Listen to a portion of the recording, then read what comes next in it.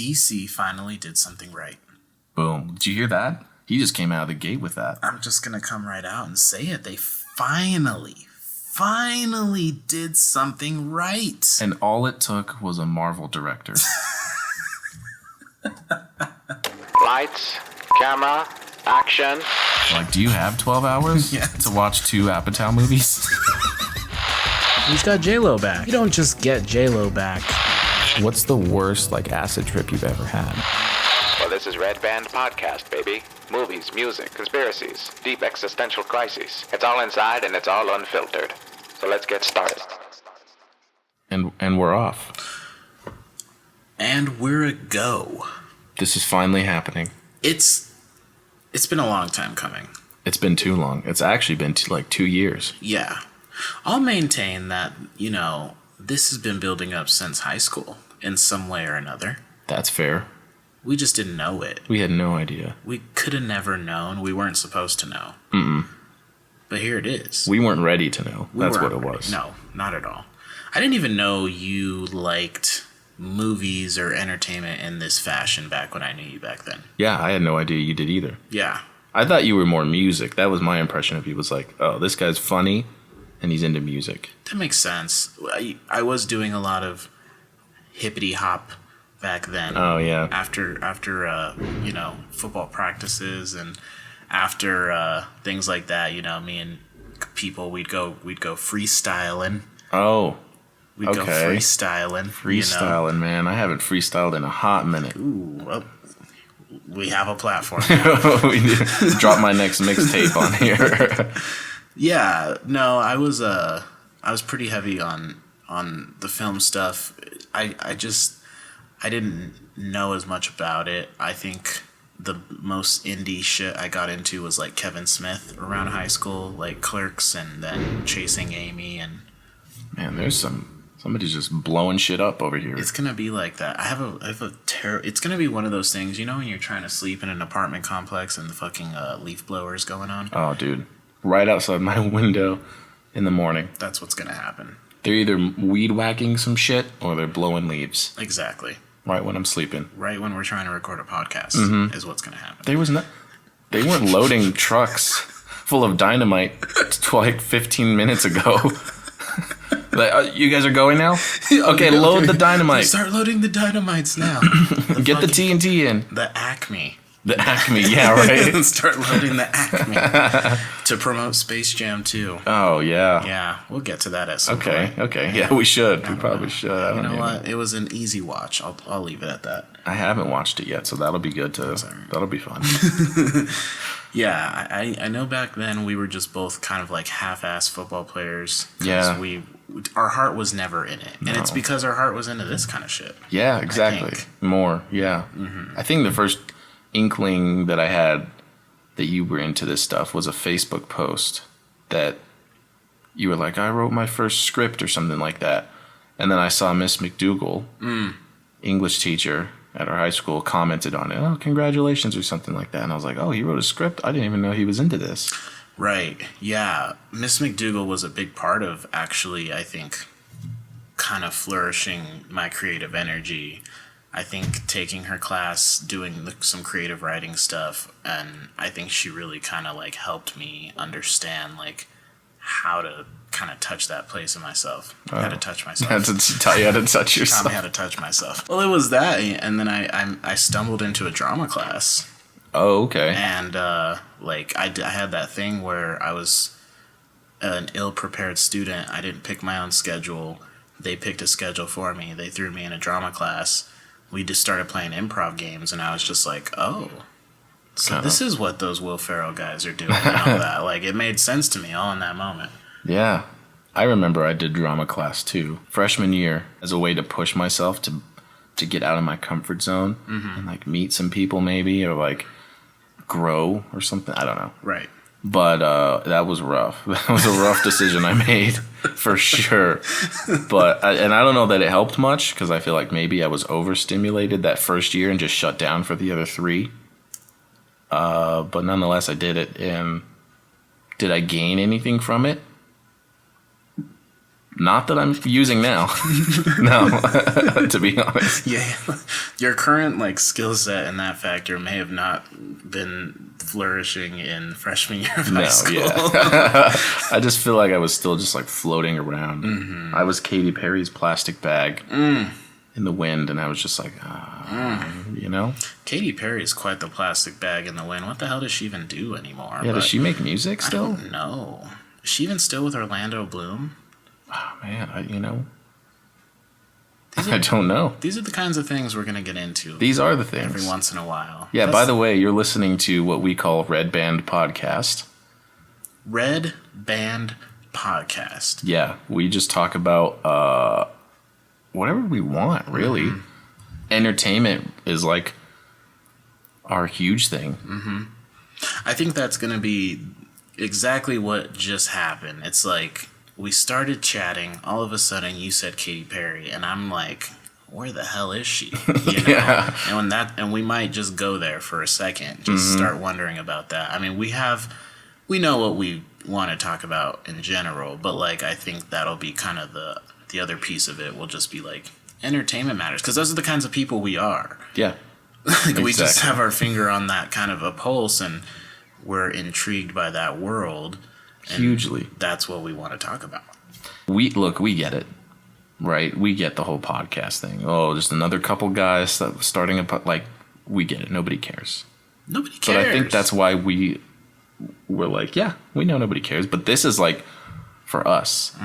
We have these conversations regardless. Now we just put a microphone on, and that's the main difference.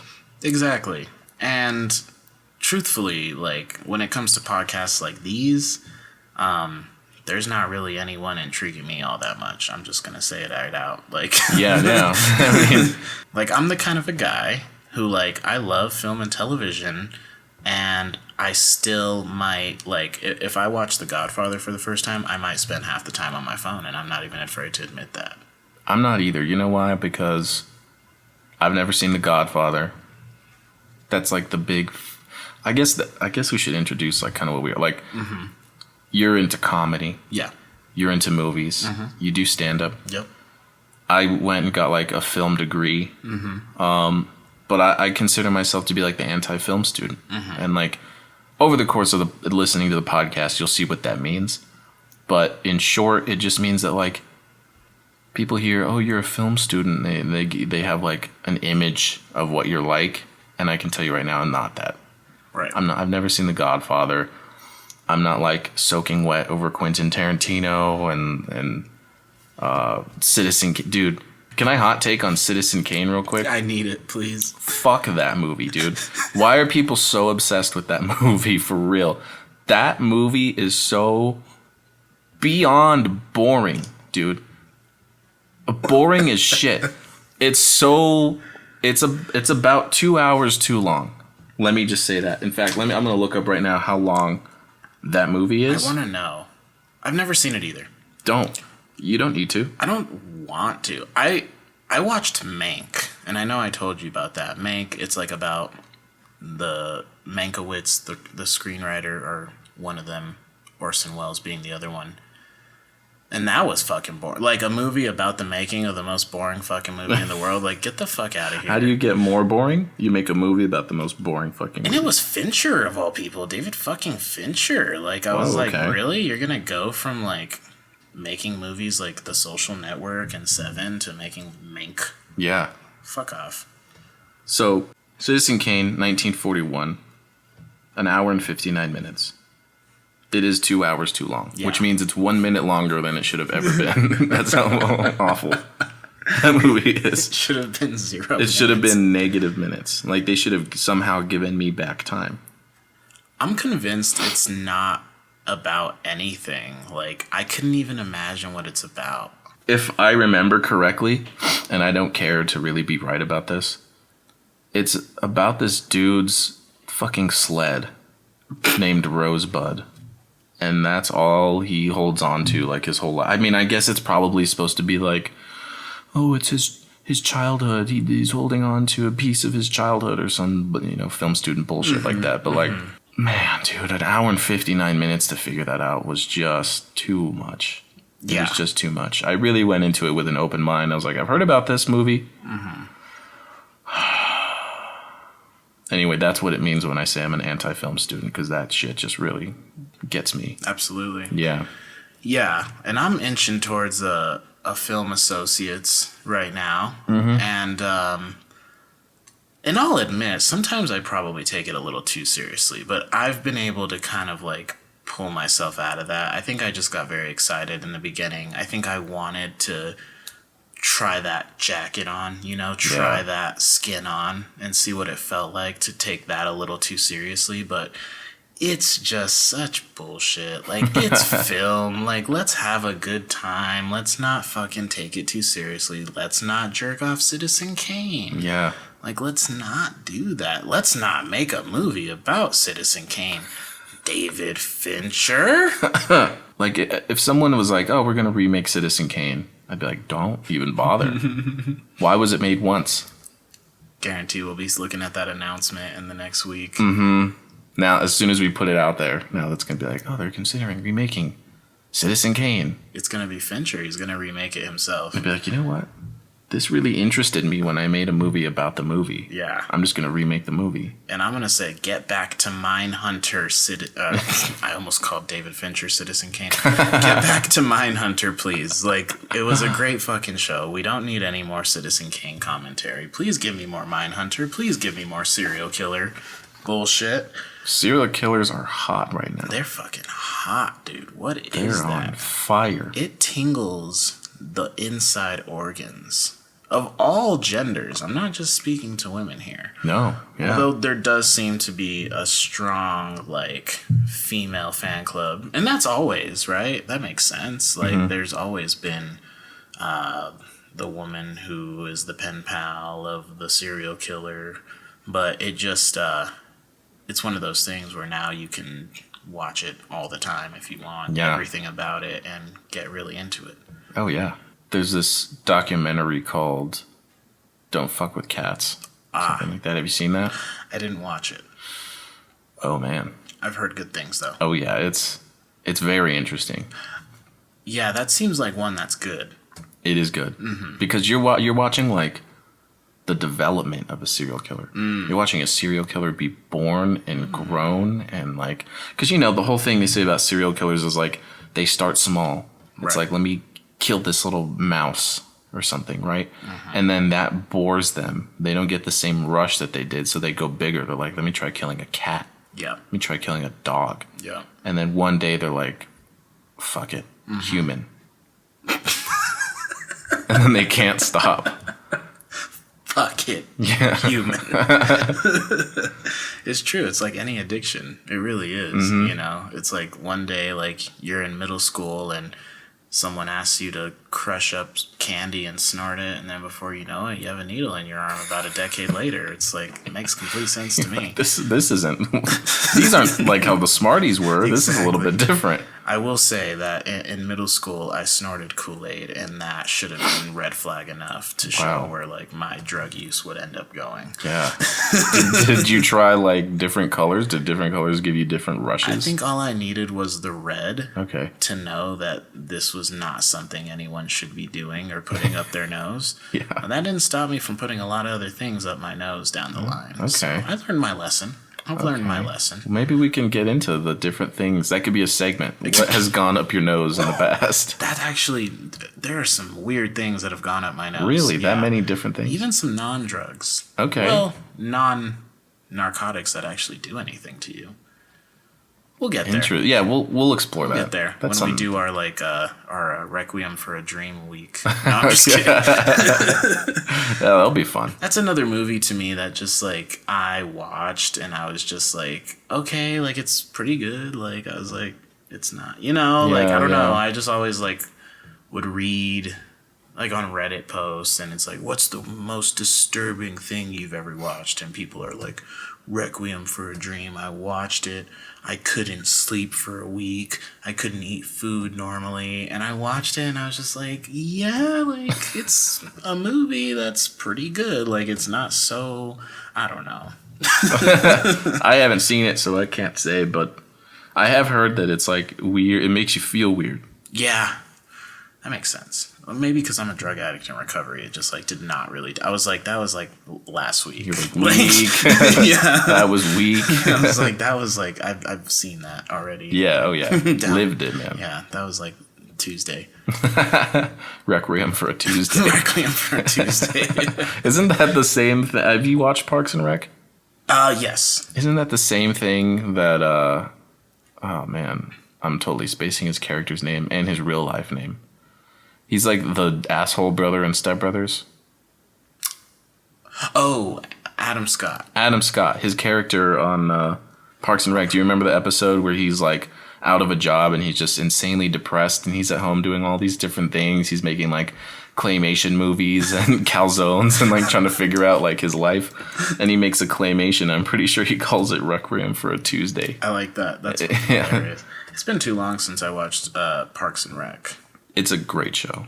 Crazy, like, the progression of people's career. There's only, like, I'm trying to think. And I think you're seeing that with the show Atlanta right now. Do you watch Atlanta? No, but that's Donald Glover, right? That's Donald Glover. But it's, like, where everyone who's on that show is blowing the fuck up. Like, really? Everyone who's on that show, since that show started, is just, like, they're all in... They have their fucking finger in every single pie. Wow. And that's how Parks and Rec was. It's like now you got Chris Pratt, you got Aubrey Plaza. Aubrey Plaza. Aziz was killing it.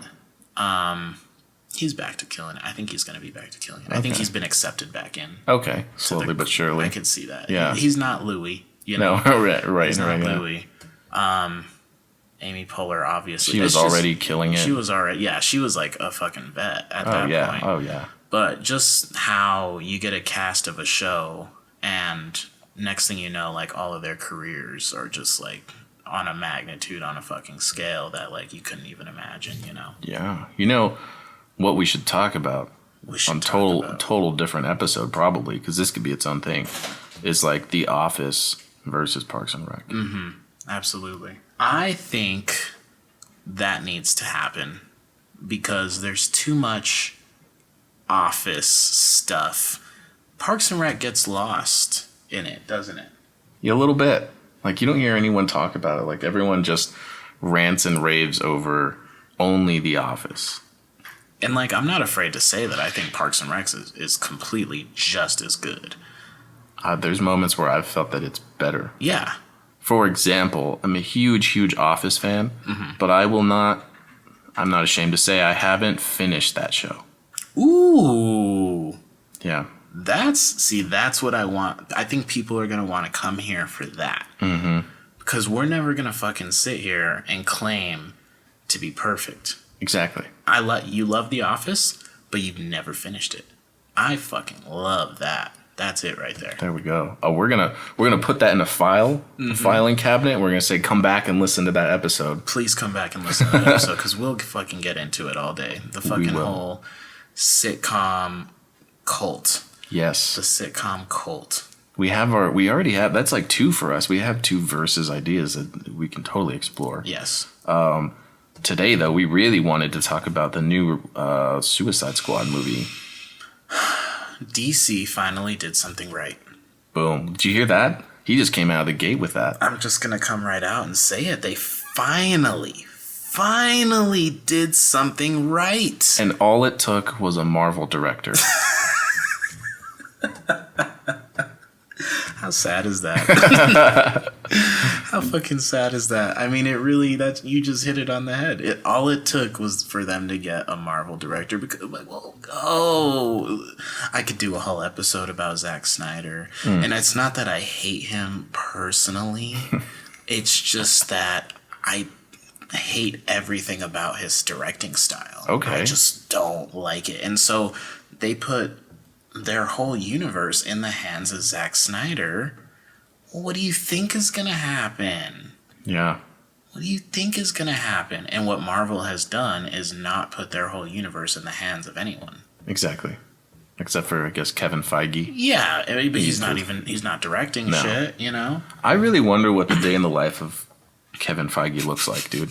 Because he's got to have like the wet dream lifestyle of every Marvel nerd and fanatic out there. He knows all the secrets. Mm-hmm. He knows what's coming. He knows who's dying, who's coming in, who's making a comeback maybe. Like, he knows. Like, he goes to bed every night knowing. Those are like the Hollywood Infinity Stones. Like, he possesses them. Yeah, dude, like, he has the gauntlet. He knows he could fucking fuck your world up in 5 seconds. He knows what phase 6 is gonna be. Oh, dude. It's insane how far ahead they are mentally. Mm-hmm. Like, I can't even imagine planning that far ahead. And I think, talking about DC, it's just a testament to that. Marvel took their time. Marvel let it unfold. Mm-hmm. And then what DC did is looked at Marvel and said, we want to get there and skip a few steps, and that's not how it fucking works. We gotta catch up. That's what it was. That's what it felt like, at least. Mm-hmm. Yeah. And that's not to say that I have anything against DC, dude. I love Batman. Mm-hmm. I think Nolan's Batman, obviously, is probably my favorite rendition of it. Yeah. And I honestly didn't hate Ben Affleck's Batman. I really liked the idea of like, oh, we're going to see a seasoned Batman. Mm-hmm. I like that idea. I just feel like we didn't get the seasoned Batman we deserved, or the seasoned Batman that like Ben Affleck could provide. Right. Absolutely. And Ben Affleck, like, aesthetically is the perfect Batman. Like, handsome, slick. You give him that little bit of salt and pepper hair. And he's like a big fucking dude, like, Yeah, he's huge. I mean, oh jeez, I forget his name already. Which one? Who? Robert Pattinson? The last Batman. Oh, Christian Bale? Oh, God. And that's going to be fun, too, because, we're never going to claim to be perfect. Like, I'm going to sit here and I'm going to forget Christian Bale's name sometimes. Yeah. Yeah. It happens. Christian Bale, he bulked up, but he's no Ben Affleck. I heard that on the first Batman that he actually got too big. Because he's very big in like the body transformation. Like he'll do it. He'll go there. He'll put on a ton of weight to be the vice president. What? Dick Cheney. Dick Cheney. Did you ever watch that one? I watched it. Yeah, it's pretty good. It's Adam McKay, right? Yeah. Yeah. I think the funniest part in that movie was when they started like prematurely rolling credits, like the movie had ended. Dude, I was like, I loved that. Yeah. I loved that kind of just stupid humor. Mm-hmm. But yeah, Christian Bale, like, I know everybody makes fun of how he did his voice and all that kind of stuff. I definitely do too. But I don't know. I just think that story-wise, those Batmans were so strong. Mm-hmm. I think that's why they're a fan favorite. Absolutely. Yeah. And so, you got that, and it's like, okay, like they can do good things with the property. Mm-hmm. And then, they put it in the hands of Zack Snyder, and you start with Man of Steel, which I actually liked. Yeah, that movie got a lot of, and I haven't seen it in a while. Yeah. So maybe my opinion's outdated, but I didn't hate it either when I saw it. I thought it was really good, and it's probably my favorite Zack Snyder film ever. Yeah. And I know what people didn't like. They didn't like that it was dark for a Superman film, which, you know what? Like, fuck yourself. Right. You know what I mean? Like, literally go fuck yourself. That's like DC's aesthetic, man. Mm-hmm. They're like dark, they're gritty, they're edgy. Right. And because of that, they said, okay, we need to switch it up. Or maybe they didn't yet. And you get your Batman vs. Superman, which flopped. And it was just a messy movie. It was just a messy film. Yada, yada, yada. Eventually, you get the original Suicide Squad. Mm-hmm. Which, okay, it's not often. It's only happened to me a few times that I've went to the movies, and by the end, I'm in an actual, like, physical rage. Oh, okay. And that's what happened to me when I watched the first Suicide Squad. Please, unwrap that for us. I just, for where I was at that time, like, this is the movie I wanted exactly. I was really into DC at the time. I was big on the Joker, and that's the kind of guy I was, which women, red flag. If a guy is really into the Joker, just don't date him, and that's where I was at that time, and I'm not even there anymore, but I'm just saying, like, I was really into the Joker at that time. I wanted to see a new manifestation of him on screen. I thought it was dope. They were bringing Harley Quinn, blah, blah, blah, blah, blah. And it was just a mess. And I think the part when I got angriest is when I'm watching like Killer Croc do like a weird half-ass crawl on the ground. Like they couldn't even like CGI it, you know what I mean? And you got King Shark in this new one and he looks fucking amazing. Like why couldn't they do that with Killer Croc in the other one? Yeah. So it was just an utterly disgusting disgrace to anything that could be called a movie. There we go. I love it. Don't hold back. I just think, and oh God, David Ayers? Yes, yeah. Yeah. You know, he's in that Zack Snyder category. I watched Ayers' Tax Collector with Shia LaBeouf. Oh, you know what? I had wanted to see that. Not that great. Okay, well. They're just like, you know, they keep putting properties in the hands of these directors that are just, they feel utterly mediocre. And I know it's not Ayers' fault. Like, from what they said, you know, the people who edited together the movie trailer re-edited the Suicide Squad movie. They turned it into just a disgusting cash grab. You know, it became so rooted in mainstream pop culture. There was like a Skrillex music video with the Joker, Jared Leto's Joker in it, like Rick Ross. It was just like, what are we doing? Like, what are we trying to do here? Like, this is everything that isn't supposed to be the Suicide Squad. Like, the Suicide Squad is supposed to be like punk rock. It's supposed to be like subversive. Like, it's supposed to be not PG-13. Right, yeah. Okay, that was a big fucking problem. It was just like, really? You're going to do a Suicide Squad movie and make it PG-13? Like, it just became like a fucking piece of shit sellout type of film. And I think that was probably the moment that the original DC idea died. And they had to go back to the drawing board. Yeah. Yeah, I only saw the movie all the way through one time. In the theaters when it first came out. This is probably my problem and why I'm kind of like the anti-film student is because I'll go see a movie like that and I'll walk out of the theater and I'll be like, yeah, that was pretty good. Because I was somewhat entertained. Right. Like if I'm at least watching it and I'm like, oh, that was a cool shot or like cool scene or whatever, I'll walk out of there and because I'm not like crazy harsh. It's usually after the fact sometimes if it sets in.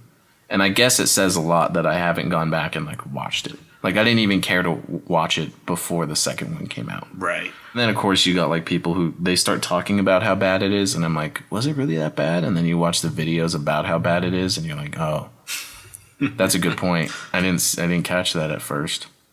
And then you go from there. But like I just don't remember much about it.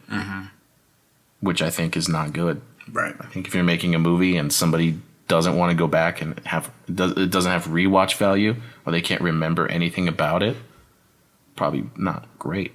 Definitely. I think it's one of those movies, you know, it's the type of movie that was specifically made to play at 5 o'clock on Sunday on TNT. Like that's what it is. Like that's what it was made for. It was made for nothing else besides 5 o'clock on Sunday on TNT. and they might play it back to back for some odd reason. Yeah. You know? Yeah, they do that a lot, don't they? They will. Yeah. They'll start it right over for you. They don't give a fuck. Them and FX. Them FX used to only ever play The Day After Tomorrow. Every fucking time I turned on the TV, The Day After Tomorrow was playing on FX. That's so perfect. That is the perfect FX movie to just play. Is that what they do on cable now? Do they just are they just playing The Day After Tomorrow and the Suicide Squad over and over because no one's fucking watching it? They just take a movie and they beat the hell out of it on a TV channel. Right. And then fuck you with commercials. Oh man, just out the ass. Yeah, you know what other network does that is E Network. They play probably every Sunday. Like anytime it's a Sunday and I turn on E Network, it's Bridesmaids. Right. And not that I have. I love Bridesmaids. Right. That movie is amazing. But every Sunday on E! Network, for real, it's like this again?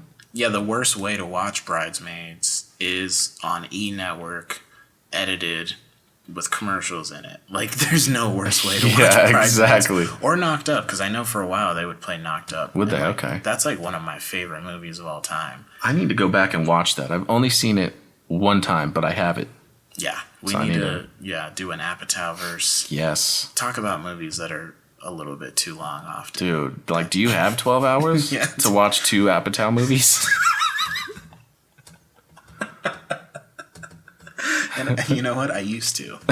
Yeah. Not anymore. I have no capacity for that probably anymore. You know, Yeah. I was really romanticizing Seth Rogen for a while there. Yeah. But beside the point, let's talk about what we loved about this new Suicide Squad. Okay. I want to know what you thought. For start, spoiler alerts, by the way. Yeah, that's a if you're good listening point, to huh? this. I guess we should say spoiler alerts. And that just like made me so happy that like we're gonna have a platform in which we need to like warn people about spoilers. Like, Yeah. we're really coming up in the world. We are. We're moving up. We have that authority now to just be like, hey, Hey, we're about to spoil some shit. we're gonna say some things about something that some of you might not have seen yet. Yeah. So that should have been an adequate amount of time for you guys to exit out of this because we're about to talk. I was never bored. I was never thinking like, is this scene still going? Or like, I don't know.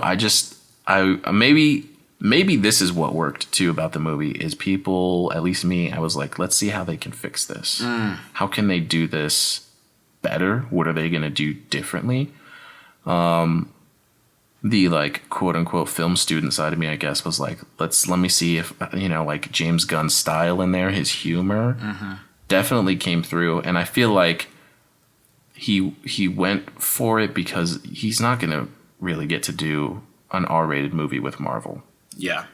Marvel and Disney probably not going to let him. So this was like kind of his time. He was like, yeah, I'm going to take some risks. I'm going to take some leaps. And I love that he just fucking ruined Pete Davidson. I love it. I love it. I wonder if that's why he put him in there. He was just like, Probably. I just want to kill this little shit once. It was to get all the like fangirls of Pete Davidson to go see the movie and then just shit on their dreams. That's a good, yeah. And right away, spoiler alert, right away. Immediately. I was so shocked. I was like, oh, okay. Oh, yeah, he gets his face shot off, doesn't Blown to bits. And it's like a wonderful, it's like that's the moment you're like, oh, it's going to be this kind of movie. Like, it's going to be this kind of movie. Yeah. Yeah, where not only is it's going to be like gruesome death. Like, yeah. Like, it's not, oh, he just got sniped in the head. No. All that pretty boy got blown to fucking Neverland. blown to fucking Neverland. Yeah. I think that was one little note. I only took like a couple little, just like a jotted down a note in my phone here and there. But one thing I put on there was cartoon violence. And like, that's really fun. Like, it can be really fun if done right to just cartoon violence. Like, you gotta, like, thinking about, and I think that's one of my favorite things about comic book films is when I watch a comic book film and it feels like I am watching a comic book. And like, I think that's the essence this gave, where like the cartoon violence aspect of it, it felt like I was watching a cartoon come to life, a cartoon style, and it was fun. It's weird. It's really, it doesn't seem like it's easy to make gruesome violence fun, but he did it. Without being like, people being like, that was overboard. That was just far too much. I never felt that way. I mean, it was definitely like the goriest superhero movie I think that I've seen ever. But I mean, we're in a new age right now where that's like the thing, isn't it? It's like, let's make just fucked up superhero stuff. I've never seen The Boys. Heard a lot of good things about it. I know that James Gunn made that other movie. I think it's called, it might just be called Super. I thought it was like Dark Flame or something weird like that, or like maybe he made a different one too. Yeah, and it was like this little boy with a cape and he had red eyes, I feel like, on the cover. Anyway, the point is we're getting into this age where there's like edgier superhero stuff going on. Yeah. And I kind of really like it. And I have high hopes that like maybe this new Robert Pattinson Batman will be like that. but I don't know. I think there's a big chance that it will. And you mentioned The Boys, and my other first thought, which you need to watch, was Invincible.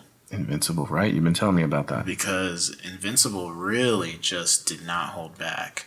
And what James Gunn did is he brought like an Invincible level of gore to live action. And the biggest thing about Invincible that everyone said is like, oh, they're really going to push the envelope because it's animation.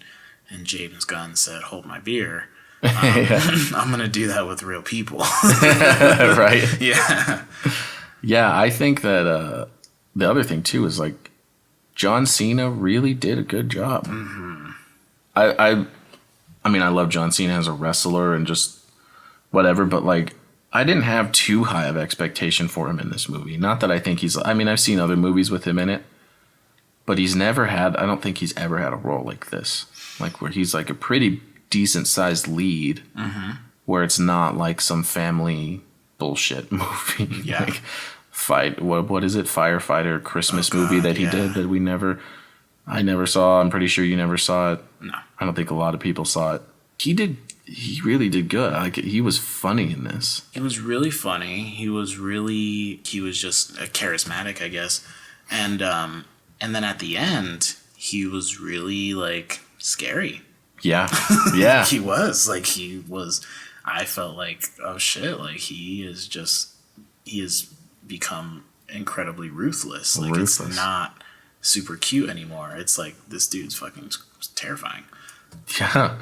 My favorite scene, I think by far, again, spoiler alerts, is when they go and just slaughter that whole fucking village, dude.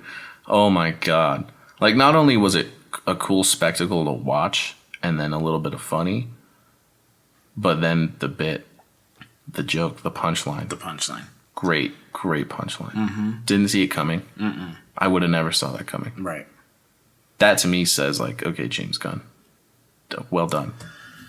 And this is the other thing that just stood out to me is less is more.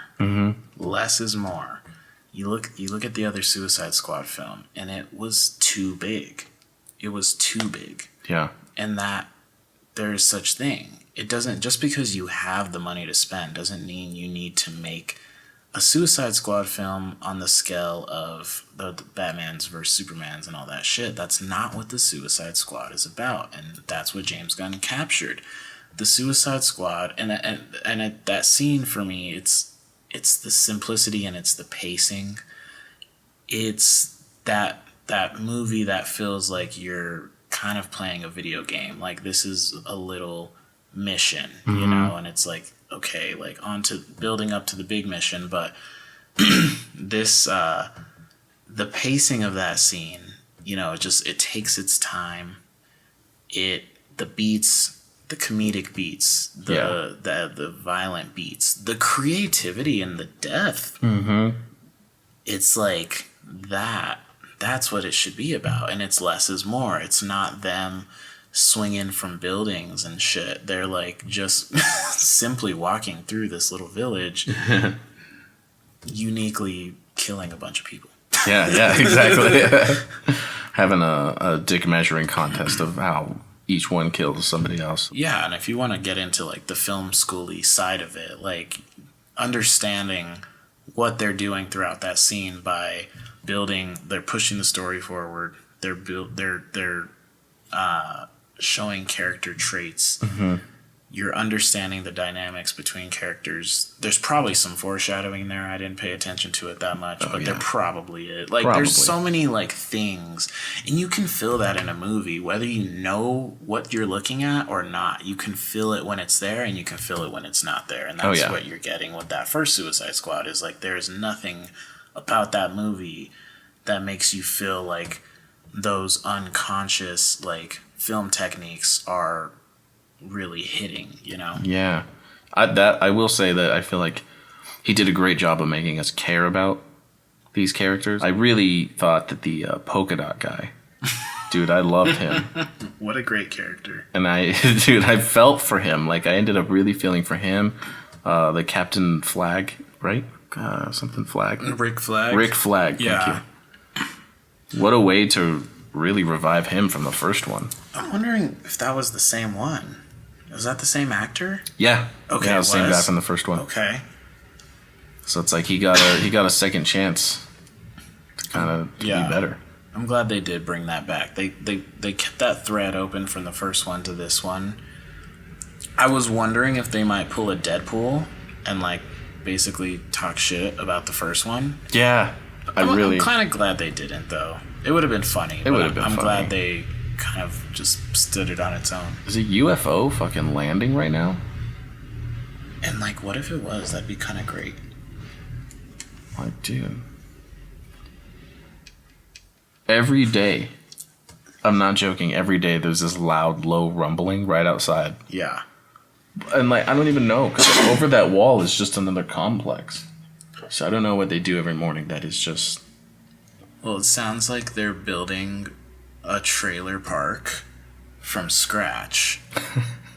And that's what's happening over there. So this is going to, and this is going to be one of those things where you're getting the raw. Yeah, exactly. You're getting the raw with us right now. The real and the raw, the red band rawness. Red band rawness. In terms of caring about these characters, that's what the other Suicide Squad did terribly. And the first thing I realized about that was, God, I don't even know how to say his name. I guess we're going to learn. Chris, the black British man. Chris Edibala. Oh, Idris Elba. Chris D'Elia. Oh. Chris D'Elia, cut out of Army of the Dead. A Zack Snyder film that I fucking hate. Don't even get me started on Army of the Dead. Dude, that should be another whole Did you watch that? I did see it. And the whole time, this is unfortunate. This is really what's unfortunate. Uh-huh. The whole time I just kept thinking, what would Chris D'Elia have done with the character? Right. And I kept like looking like, oh, where did they like mask over him? Like, where did they just like completely erase him and put someone else in? Like, at first I didn't even know which character replaced him at first, which I guess is a good thing because if it was so blatantly obvious, you know. Right. But then it became pretty apparent. And I was like, okay, like, you know, this particular character has a lot of scenes by themselves. There was even one moment where I could kind of tell it looked weird. Like, she had a weird aura around her. Like, they softly painted and tried to blur out stuff. And it was just... That's what's unfortunate, I think, about it, is that, like, the whole time I'm thinking, like, oh... Not that I was bummed, but it was in the back of my mind, like, oh, what would he have done with this scene instead? Like, what... His humor, because, like, I loved his stand-ups that he's had so far, like before everything happened, and I would listen to him on The Fighter and the Kid whenever he was a guest star on that podcast. Those were the best episodes. So I was just, and I had seen that, or he was talking about how he was starting to take on more serious roles. I think we saw that in the show You. I don't know if you watched that show. Yeah. Foreshadowing? I don't know. Whoops. I was gonna follow up to that, and I just like, I need to let it there. Let it lay. Just no more on that. Just takes a sip of water. No, and it's funny because I want to know the perspective of someone who has no clue who he is, has no clue who Tig Notaro is, and has no clue about much like film editing. Because for me, like, I'm always on the news shit, so I knew Tig Notaro replaced him. Okay. And then for you, like, you've done a lot of film editing, so you know what it looks like when someone is digitally inputted into a fucking movie, you know? I guess, no, there you go. Those are interesting, like, differing perspectives, I guess, is like the quote-unquote film student in me heard that he was replaced. And so the entire time I'm watching the movie, but I'm also thinking, like, how did they do it? Right. You know? What a pain. And I'm also, like, feeling for the editor and the special effects people. I'm like, man, this must have been a nightmare. Oh, jeez. A nightmare. My friend, one of my friends who I saw it with was telling me that Tig, I guess, did the whole thing in her own house. Like, they just gave her the stuff to do it with and, like, some green screen and probably not a whole lot of time. No. Which, like, what an undertaking, like, as an actor. And she does comedy, right? Yes. She's like a stand-up comedian and stuff too. What an undertaking. Like, I applaud that to just last minute be thrown into something, not even know really probably what the hell's going on in the movie. Right. You have nobody to like react off of. Shitty, man. I don't think, no one should have to go through that, honestly. That is like literally the point of the best part of acting is getting to work with others. Yeah. And I think that's why a lot of her dialogue just felt so like, It didn't feel organic because like she wasn't really in the scene. Exactly. And I feel like you think about the editing of it itself, and it does feel like they kind of glossed over her moments. They just kind of really like, oh, here's her lines, here's her line. Okay, cut back to the other thing. Yeah. You know what I mean? Like, she has to say her line for like pacing purposes, except we're gonna totally like jack the pacing up by like just jump cutting back away from her. And they probably, my guess is they probably had a lot more scenes with that character, but they were like, how can we cut down as much as possible? Right. So we don't have to do extra work, spend more money, pay more people. Times is a changing. Yeah. Times is a changing. I mean, I imagine them trying to do that with like Kevin Spacey. Oh man. In like the early 2000s, if shit had come out like that early, like I couldn't even.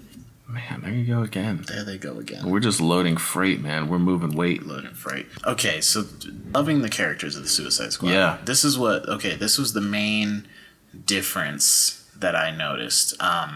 That made them more human to me, is they tried to do that in the first Suicide Squad, and it just made me hate, especially Will Smith's Deadshot. You know, it's like, oh, they have this whole commentary about, and that's Deadshot. The actual character is like, there's the whole thing about his daughter, and he loves his daughter, and whatever. Yeah. In the beginning, when Idris Elba is like sitting there with his daughter and they're talking, and then they like erupt into this fucking argument and they're telling each other like, fuck you. I was like, yes. Yeah. That immediately made Idris Elba's character more human, and it immediately gave him room to grow into something better. Yeah. Because you got Will Smith's Deadshot starting off as already a perfect dad, and like, well, then why are you even a villain? Like, why is this even the Suicide Squad if you're just like such a great daddy? You're fucking girl boss dad over here, fucking Will Smith. And like, that just really, the whole Idris Elba, the character of, I think Bloodsport is the name, maybe? Is that? I can't even. That's a good question. Fucking arguing with his daughter, and they're yelling at each other, and there's such a more human component, and it's like, that's a supervillain would be a bad dad, right? Like, a supervillain's not a good dad. Like, a supervillain is like probably a piece of shit dad, probably neglectful to their kids because they're out doing crimes, probably doesn't give good fatherly advice and tells his daughter not to get caught stealing instead of not to steal, and like, that's the kind of thing that immediately made me like the character more, in that subversive sense of like, you know, this character might be a shitty person, but at least he's a real fucking human. Not human, but like he's a real person. Like he's not being put on a pedestal. Yeah. And that's what made me like these characters more. His character name is Bloodsport, by the way. Okay. I just looked it up. So I have a question, because I obviously didn't do that much research. I just like go and watch these things. Yeah. Is this like a complete reboot, or is this like a sequel? I believe it's a sequel, and I believe that's why those components, Harley Quinn, Rick Flag, Amanda Waller, were kept in. I think, and I didn't do much research either, but I think it's going to be a part of the original DC universe. What I think they're doing is, you know, because they're starting over with this new Batman, and I don't think this new Batman is going to be like Ben Affleck's Batman as younger. I don't think so. I know that they're doing the Flashpoint movie.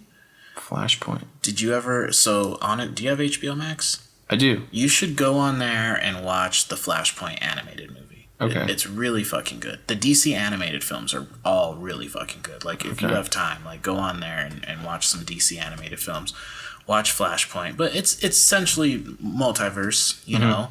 And Flash, you know, Flash is the character who was able to transcend these multiverses because of his ability to go faster than all fuck. Yeah. And so he can just, like, fucking super speed into a different universe, like Rick and Morty style. But I think they're gonna use that just like Marvel just used Loki to kind of introduce this whole multiverse situation. I think DC is gonna use Flashpoint to kind of do that, and that's why they have Michael Keaton, you know, coming in because they're probably gonna touch on like, oh, the original DC universe where Michael Keaton was Batman. Oh, good blah, blah, point. blah, blah, blah. Yeah. Like, so, and that's just my thinking. Like, obviously, we don't have fucking sources. We're like, I mean, we're, you know, and maybe one day. Anyways, I think that's what they're going to do, where they're like, this Suicide Squad is still a part of the OG, like, because I even think the Shazam 2 is going to be part of that, and that's coming out.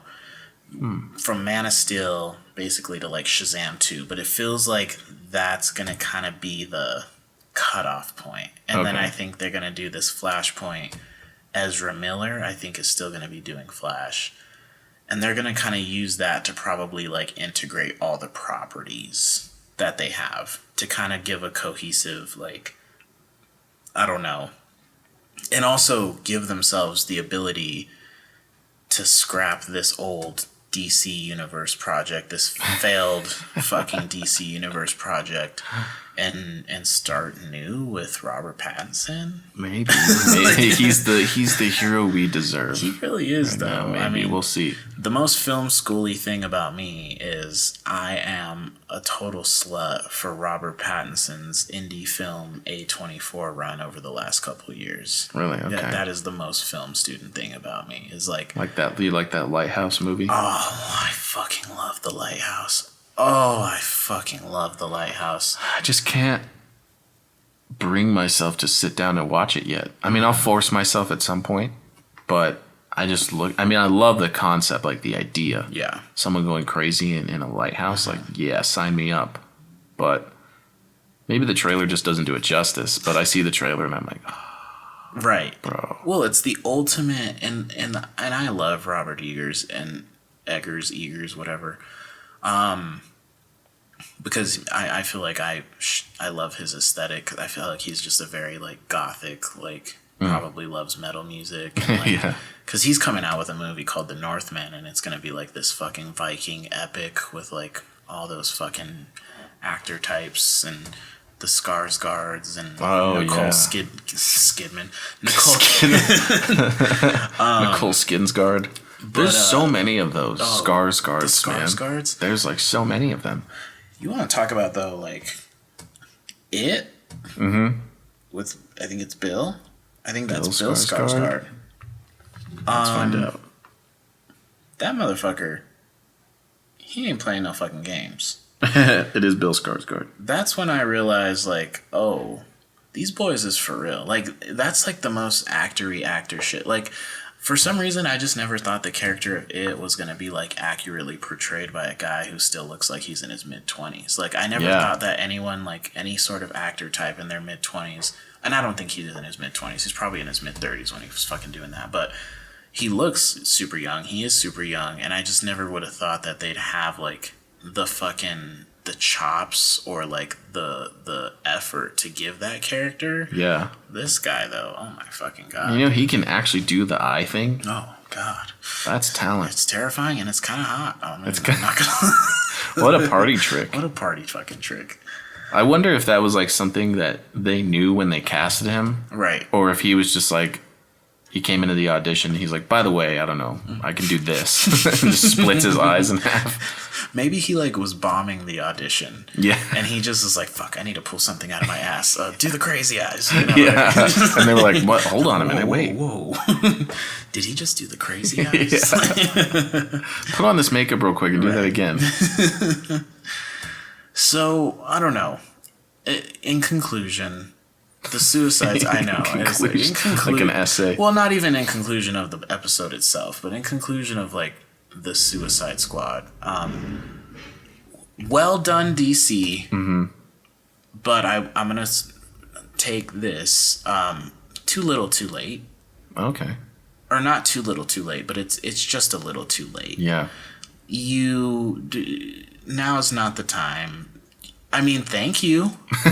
Like, thanks. Like, I'm happy. Like, I got to watch it. Like, I love it, and I will be watching again. Yeah. You know, it'll have a place in my heart. But too late. We're going to be doing like the Bill Skarsgård thing. One eye on Marvel, the other eye on DC. Yeah. Just kind of like... I just want them to... Man, you know what I want? I want them to stop like shifting tectonic plates outside my fucking window.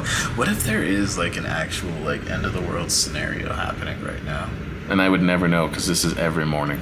Is it happen like this? Every morning, dude. Like if they're revving up 18 semis at once. I actually wonder exactly what that is. I've never peeked over this wall, but maybe I should. Like they just have some kind of crazy ass underground operation going on, just hidden in plain sight. That'd be like an interesting movie, right? Be That like would.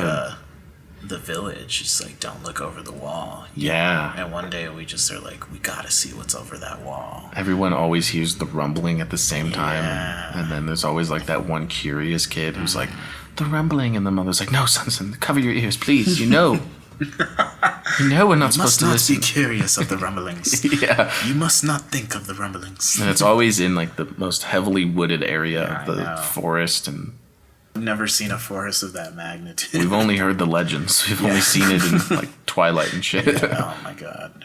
Yeah, Twilight's, yeah, they're really doing it right now with the whole, they dropped all of them on Netflix. Did you see Yeah, that? man. I started. This is the first time I've seen any of them. I started watching them as a meme because I saw like there's like a lot of TikToks coming out right now, like with Kristen Stewart's acting in it. Yes. And I saw those and I was like, dude, I gotta watch these. This looks unreal. And all I could think was, how the fuck did she have a career after this movie? Same with Robert Pattinson. I gotta say, dude, his acting was not. And I don't know. I'm sure part of it probably came down to the script, like right, like the writing probably wasn't great, and maybe the directing wasn't all that awesome either. Right. Like as a director, if I saw Kristen Stewart doing all that weird lip biting, blinking hair thing that she does, I'd be like, okay, relax. Let's try that take again. Yeah. And don't do that. Right. You know, maybe try not doing that. Right. And as a director, you saw that in the camera. You're like, no, that's good. That works. No, there's a director out in the world somewhere who saw that and was like, we got it, guys. We got it. Boys, pack it up for the day. We're good. We've got our Bella. We've got our Twilight. Like, what a weird fucking time in cinematic history. I just remember that. And it's weird because we can only see it after the fact, it feels like. Because while it's happening, I'm sure there's plenty of people who are watching it and were like, wow, yeah, this is super weird. Like, why is she doing that? But it does seem to be like a testament to the literal time period that at that moment, that wasn't exactly too weird. I think we see that a lot. Like, you just think about like 80s fashion and while you're doing in the 80s, while people are dressing like that, it's normal. And then years later, everyone looks back and goes, what the fuck was that? Like, why was there so much neon? Exactly, literally. And I think that's what you get with this Twilight situation now, where everyone like looks back and we're all like, what the fuck? Like, we let that happen? Yeah, that's a good point. I mean, like, and you're right. Maybe the director in that moment was like, this is exactly what I wanted from the character. Yes, she's nailing it. but then maybe a little bit later didn't age too well, and it's just like weird. Maybe, I don't know. I think you can feel that with Twilight, that it's like the perfect divide between the early 2000s and like the 2010s, and that's exactly when it comes out. That's exactly when it's like pretty much made. That's exactly when Twilight was culturally relevant in any fucking way. Yeah. And it truly does have the essence, like, you know, like it has the essence of the early 2000s. It has the essence of like the 2010s. It's that midpoint. Just the fact that there was like a Paramore song music video that went with it, you know, it's like that's pretty early 2000s to have like an alternative punk or metal band make a song for your movie and then have that music video be like scenes of the movie. You know what I mean? Wasn't that the thing too? That was such a thing. Like I remember that, and I would get down. I'm not even ashamed to say I would get down. When Tobey Maguire's first Spider-Man movie came out and Nickelback made a song for it, fuck me up with that song, dude. I had it on CD. I still have it. I have the original motion picture CD for that movie, and I would just replay the Nickelback song that was on there. And there, I mean, it was exactly that. The music video was just scenes from the movie, and then sprinkled in some Nickelback singing on a rooftop or something. Me and you are the same person. Me and you are literally the same person. And my mom's probably going to freak the fuck out when she hears that, because growing up, that was it. Like, I had that CD. I bumped that shit. That Nickelback was fire. Yeah. That that was the I Need a Hero to Save Us. Remember? Yes. Was that not it? That was Hero to Save Us? What's crazy is how much I listened to it and I cannot recall it now. Exactly. And I was going to pretend to sing it for a second there, but I totally dismounted. I started and I completely immediately jumped off. I had that CD too. I loved that CD. There was even a Macy Gray song on there. Weirdly enough, Macy Gray in the movie, right? Singing at the parade. Yes. Macy Gray. Where the fuck is she, right? Is she alive? Yeah. I hope so. I think so. Wonderful woman, I believe. I mean, I hope so. She, you know, maybe she sucks ass. But that just blew my mind. The fact that we've literally lived the same exact life. Exactly the same. We've lived the same exact life, because that was my jam. And that's very early 2000s. You know, you contract a rock, metal, punk, or alternative band to write a song for your movie. You shoot the music video. The music video has scenes of the movie. It's a great promotion. And it's funny because we're sitting here, we're talking about how much of a sellout bullshit the original Suicide Squad was. And they did that. But we don't do that anymore. Or at least we shouldn't. So don't have Skrillex and Rick Ross make a song and then have Jared Leto's Joker walking through a fucking Las Vegas strip club and fucking put scenes of the Suicide Squad. And that just like goes to show like why we don't do that anymore. Yeah. Like, because it's a thing of the past. It's not great. It's not. It's just what we don't. Why? Why do we need to do that? Like, no one else is doing that. Like, I know. I can't think of the last time. I guess Suicide Squad was the last time I've seen something like that. Like, Marvel's not doing that, right? No. They're usually doing that. You know, that's an interesting thing. Besides Guardians of the Galaxy, obviously Guardians of the Galaxy. Huge. But they use songs that were already made. I guess, and I've never seen the whole thing, but the Spider-Man movie, the animated one, Sunflower, I feel like they probably did that with that. I think so. That was a real musical, type thing. And, but that one, I mean, I'll be honest, dude. I didn't watch it from beginning to end. Oh. I didn't pay attention. It became background noise. Really? Is this a hot take right now? I'm not saying it's bad. Okay. I'm just saying, like, when it was really popping, I put it on one night. I wanted to get into it, and then I just didn't. I'm not saying it was bad. Yeah. It seemed fine. Yeah. I mean, it's, you know, of course it's good. Like, it's not bad, but it's, but I'm not gonna, I'll also say, I didn't really like Black Panther, and that's my other hot take. Oh. Yeah, but we'll get into that another time. Yeah, that's the whole. You can't even open that box right now. And I'm black. Yeah. And so I'm this black. is extra hot take, I feel like. I'm going to get dragged. Are we going to get canceled immediately? I don't know. This is I feel like a really fine line you're walking right now. Yeah, we already talked about Chris D'Elia. Now I'm saying I didn't like Black Panther. Fuck. We'll get into that. Here, I'll just diffuse the tension with this song. Let's see. Oh my god, do you have it?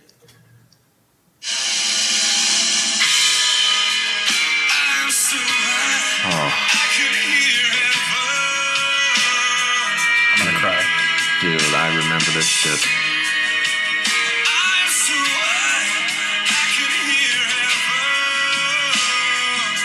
Oh, man.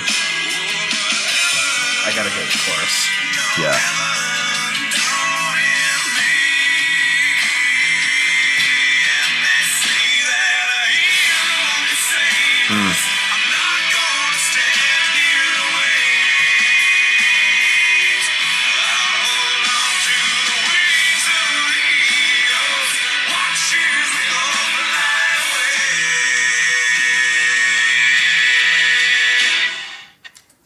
I think we just triggered a bunch of people right now. They don't do it like that anymore. No. They don't do it like that anymore.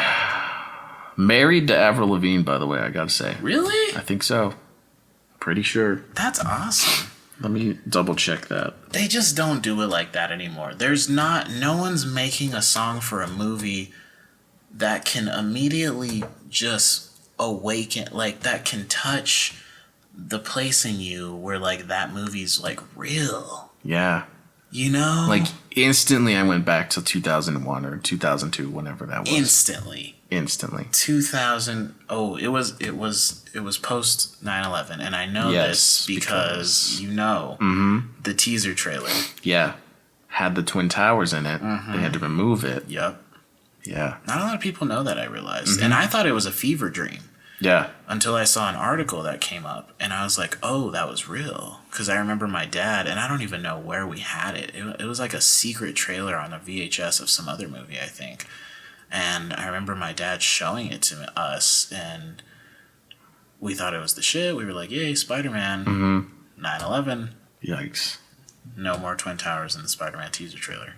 Interesting. Pulled from theaters immediately. Crazy how quick they move on that stuff and like bury it in the ground. Buried it. And, the conspiracy theorists. Yeah. That's probably man. another reason you got to do that. Oh, 100%. Because they'll be like, see? Yeah. They predicted it. It's Spider-Man. Spider-Man. That's Jonah Jameson or whatever. J. Jonah Jameson is like, it's Spider-Man. I knew it all along. 9/11 was Spider-Man's fault. By the way, they divorced in 2015. Really? They were married, but they got divorced. And Avril Lavigne still looks like she's 20. Yeah, dude, that's insane.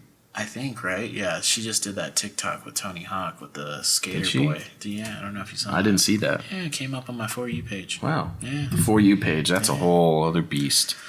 Honestly, and this is the kind of podcast, like, I think that's fair game to get into that kind of conversation about, like, those other forms of media, like YouTube and TikTok. Like, man. I'm never going to fucking talk about YouTubers, but, like, if there's something incredibly relevant to the world of YouTube that should be discussed because it's really what's going on, like, obviously we're going to talk about it. Yeah.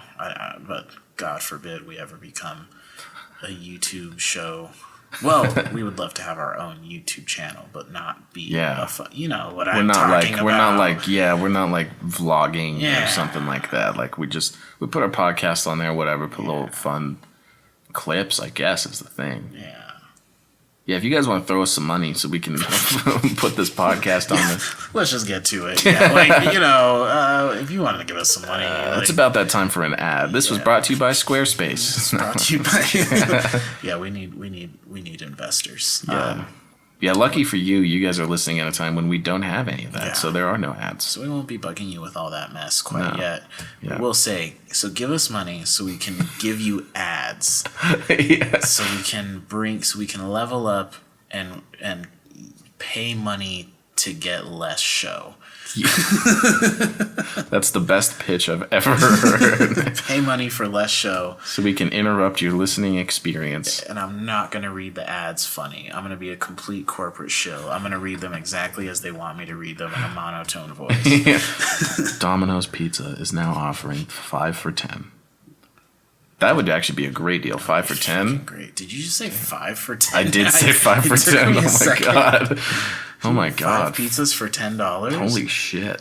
I feel like that's how it starts. Yeah. Every pizza deal starts that way. And you're like, 5 for $10? No way. And then somehow it's like actually $50 or $60. Yeah. 5 for $10 is the ad. And then there's fees. And they're like, you also have to sign up for Domino's.com. And then after that, they're like, okay, but like you didn't read the fine print. It also says that you're going to like donate $30 to the Afghanistan Relief Fund. And like our delivery fee is like 120% of whatever the regular price is.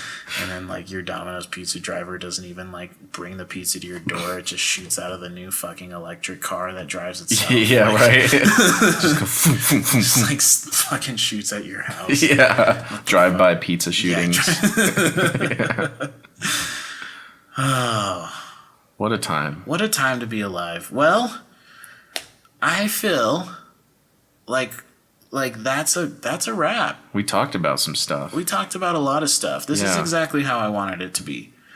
I wanted it to be chaotic. I wanted us to start talking about one thing and end up on another thing. Because I know we got a lot of pent-up knowledge in us. We do. We know a lot of stuff. Just the fact that we were able to touch on Nickelback's like feature song for the Spider-Man Tobey Maguire and like divulge into like the teaser trailer that no one knows about that was pulled after 9/11. Like that is the kind of content we want you to come here for. This is the kind of stuff we're going to touch on, and we're not going to be always super organized about it. We're going to talk like real human beings. Real, raw. That when shit comes in our mind, we're just going to go there and keep going other places, and that's how it's going to go. Exactly. Like if anybody ever hung out with us, this is what they would hear. This is what they would hear. 100%. We're not like putting on a show. This is like, all right, let's hit record. We're different people. Yes. Like this is like what they would hear if they ever hung out with us. Like we had a rough idea what we were going to talk about. I would have never guessed that Nickelback would have come up today. I would have never guessed that Nickelback would have come up today, but I am so grateful it did. Chad Kroger finds his way into our lives somehow. Maybe that's a common theme. Maybe that's a reoccurring theme. Maybe somehow. I want to know what other movies Nickelback made songs for. I feel like zero. Probably none other. Yeah. They were really only popping for the first Spider-Man. Yeah. And then at that point, nothing else. Dude, we could easily another time talk about the whole like divide with Nickelback. You either love them or you hate them. And I feel like the split is about 80-20. And I feel 80 like hate, 20 love. You playing that song made me realize I'm in the love category. Yeah, I'm not even ashamed. Yeah, I'm not. That's my hot take. That's my guilty pleasure, I guess. It's yeah. I could be a music snob and like really get into like I think what's good about that song. I think like there's actually a lot good about that song. Like seriously, I'm not even ashamed to say that. I feel like there are elements of that song that musically it might be aesthetically mainstream bullshit, but like at the same time, like there's a reason that mainstream is mainstream. It's not just because it's crap. It's because like it's formulated in a way that it's almost like scientific. Oh man, I want to hear more. We're gonna have to do that sometime. Fucking started. Oh yeah, we're gonna rev it up next time. We're talking about Nickelback and science, dude. The science of Nickelback. Ooh. The science of Nickelback. That's got a ring to it. That does have a ring to it. Okay. Wow, look, this shit just writes itself. Yeah. I gotta take my cat to a grooming appointment. Okay, yeah, you should get going on that. I'm gonna do that. I'm excited for that. The cat needs it. Yeah. Cats. I guess I'll leave you guys on this note because I meant to say it earlier. I just gotta say, I hate the way Ezra Miller runs as the Flash. Oh my god. I'll leave you guys with that. I don't know what that flailing bullshit is that he does in slow motion, but Blame Zack Snyder. Yeah, I guess, right? Zack If Snyder. I saw him running, again, it's a director thing. If That's I saw his him fault. running like that, I'd be like, what the actual fuck was that? Oh yeah, because like I wonder like how many casual fans of film and television understand exactly like that's the director's fault.